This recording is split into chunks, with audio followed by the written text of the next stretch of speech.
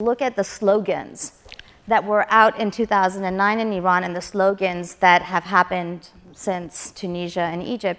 So the most famous slogan that came out of Iran in 2009 was the slogan, "Where is my vote?" Right? And the most famous Egyptian slogan was, "People want the fall of the regime." To me, the 2009 events were very particular. It was about a political contract that the state broke with its people. They had told people, we have come up with a very strange way of voting. It's not democratic, it's not completely fair, but if you vote for someone within this framework that we have set up, we will honor your vote. And in 2009, people understood that contract to have been broken. And that is what set people out into the streets. Now later on, a green movement, which is a intellectual elite-based movement, and it's partly based in the diaspora, came out of it asking for reform of the regime or the fall of the regime and all of that. But in that summer, it was a localized thing. It was, where's my vote? You told me you're going to count my vote, you didn't. You didn't have anything on the scale of what happened in Egypt, where it was the idea of the people want a change in the regime, a much more communitarian sense of uprising against the state. And now if you take these two comparisons, to go back to your initial question, I think they have similarities in that people in the region went out into the streets.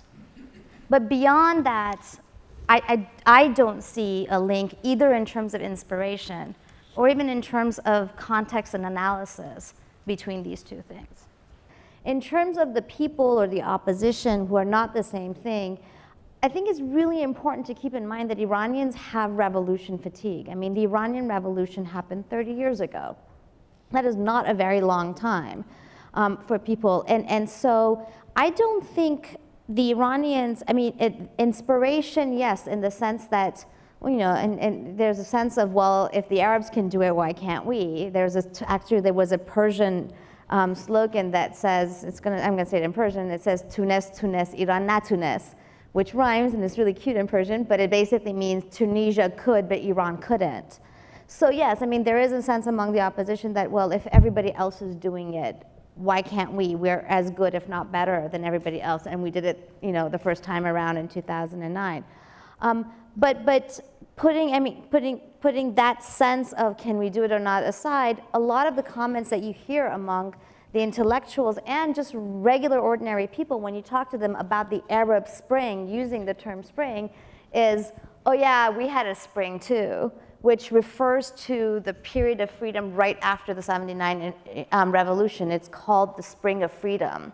And the reason they mention it is to say, yeah, we remember the time in which we had a big uprising, and then we had 6 months of freedom, and then there was massive crackdown on any opposition, and then the Islamic Republic took shape.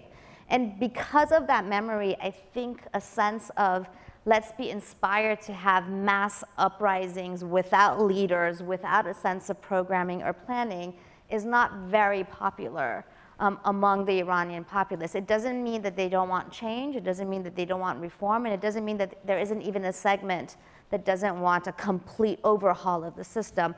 But I think revolutions scare the Iranians.